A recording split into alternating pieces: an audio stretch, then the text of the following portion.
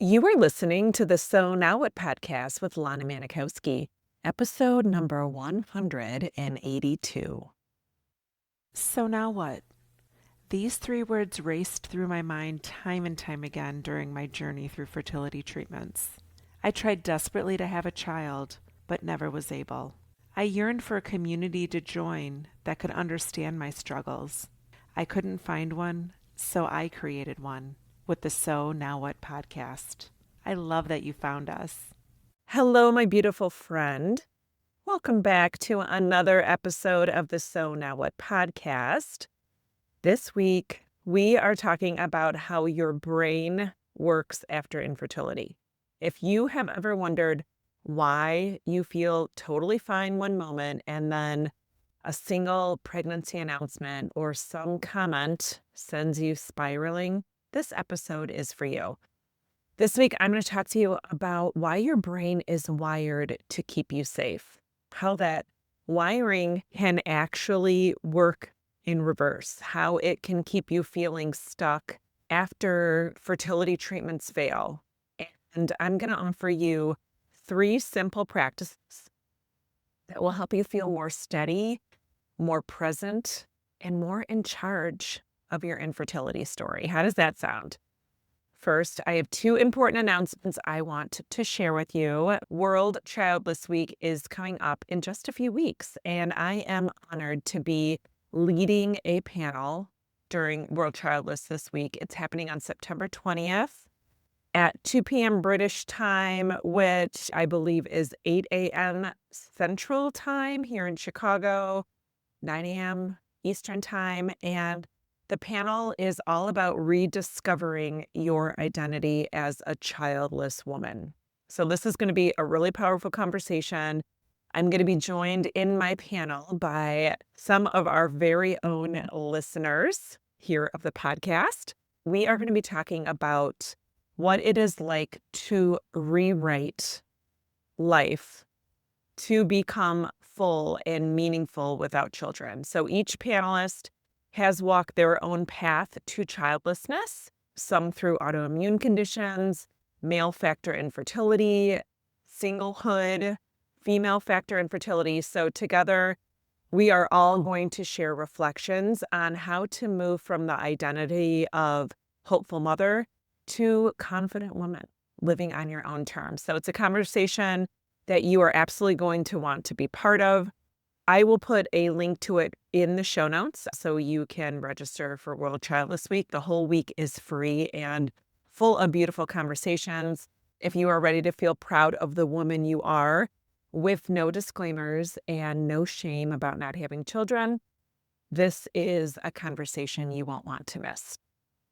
And then my second quick announcement, I am doing another masterclass on the things people say when you are childless. I didn't do great as far as timing for people outside the US. And many of you told me you wanted to join, but it was midnight for you, middle of the night, you were fast asleep. So I am scheduling September 18th. It is going to be afternoon for me in Chicago, 11:30 a.m. And it is going to be 5:30, 6:30, sometime in that time range, depending on where you are in Europe or maybe somewhere else in the world. So make sure that you attend if you have ever frozen or shut down completely and replayed conversations in your head after someone made a comment about you not having children. Maybe they wanted to give you advice. Maybe they said something that seems really like a no-brainer to us, and you want to learn how to respond to their comments without unraveling, without feeling like you're going to blow up on them. If you couldn't make last month's call about this, join this month's live call of everything that you can take away for how to navigate the things people say when you're childless. Okay, so let's get into this week's episode. We are going to talk about how your brain works after infertility.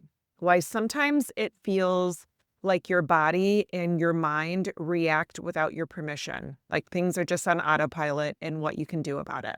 What I want you to do is think of your brain as having 2 teams.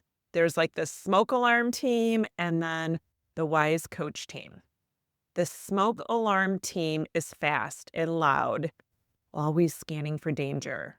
And the wise coach team is slower, more thoughtful, helps you make decisions in meaning.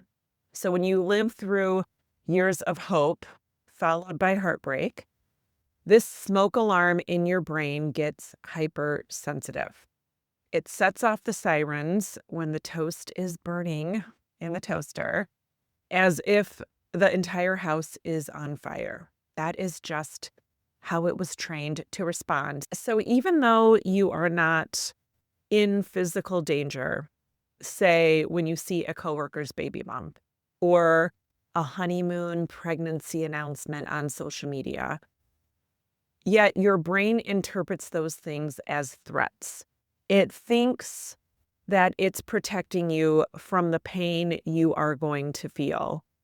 And maybe that means tightening your chest, flooding you with adrenaline, or making your mind absolutely just like freeze and go blank. Nothing went wrong with you. This is your brain doing its job. It's showing up for you the way that it thinks you need it to show up for you.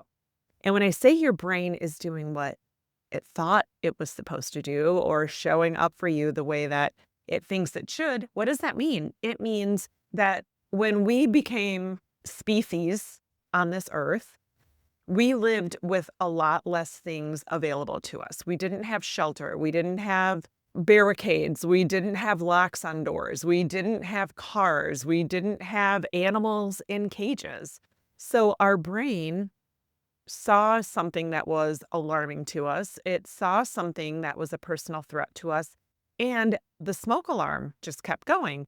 So all these years later, our brain is just heightened to tell us, hey, this doesn't feel right. Hey, this is something that could potentially make you feel as though you are less than. Hey, this is a person who's giving you advice for something you've already thought of 8,000 times. So your brain is just doing what it thinks it's supposed to do to keep you safe. Okay. So when I talk about the brain doing what it thinks it's supposed to do, that is what I mean. One of the simplest ways to start working with your brain is this: name it. When you feel your body tense or thoughts start to race, pause and just quietly say to yourself, this is my brain trying to keep me safe. Then try to name the pattern. So if you feel defensive or snappy, that's fight.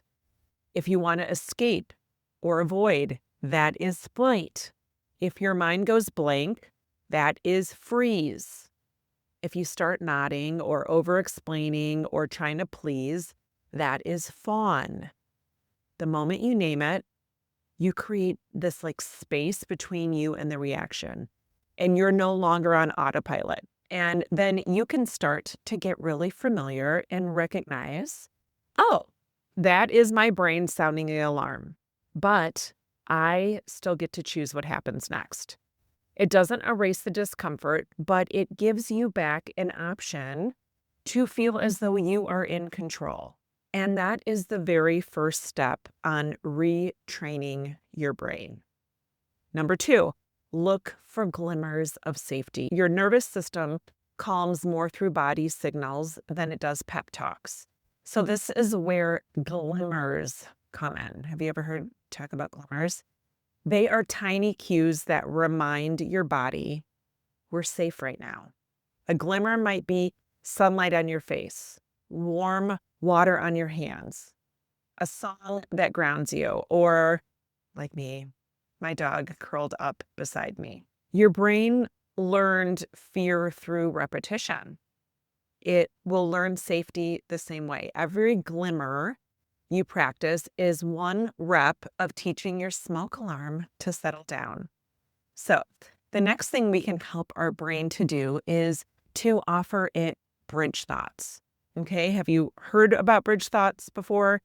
What bridge thoughts are and why this is important is because after infertility, your brain likely carries stories like, my body failed me.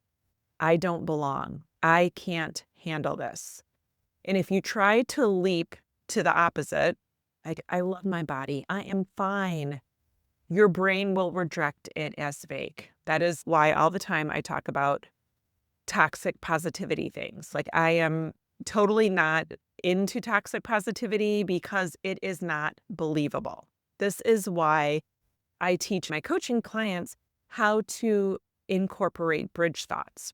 And a bridge thought is a believable step that feels closer to peace. For example, instead of "my body failed me," try "my body has been through a lot and I'm really learning to care for it." Instead of "I can't handle baby showers," try "I can make choices that honor my energy." Your brain doesn't need perfection. It needs believable things and thoughts it can practice. Once you stop seeing your body as the enemy and you start learning how to calm your brain, everything shifts. How you show up in your friendships, in your marriage, with your family, how you spend your time is going to change. So, to recap what we talked about today, when things come up in your brain and the smoke alarm goes off, you are going to name it. You're going to name, where do I feel this in my body? What am I feeling? What's going on? 2, you're going to recognize that your brain is just trying to keep you safe. Then you're going to look for glimmers of safety, things that are like, okay, when I am in this environment, when I am doing this thing, when I am listening to this type of music or this meditation, I feel safe.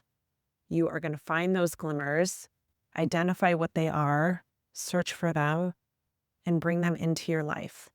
And then third, you are going to practice bridge thoughts. So I want you to know that your brain is not broken. It's doing what it knows, but you can teach it a new way. You can teach it something that increases steadiness, maybe brings in more peace, and gives you the freedom to build a life that feels like it is yours again. I hope you have a beautiful week. I love you, and remember that it's never too late to discover your meaning. I'll talk to you next week. Hey, real quick, I just wanted to tell you about an awesome resource I created. If you have ever found yourself in conversations with people, or maybe people offering you suggestions about what you should do to become a mom, it's called The Top 27 Things People Say When You're Childless and How to Respond. You can get your copy free at lanamanikowski.com/things people say.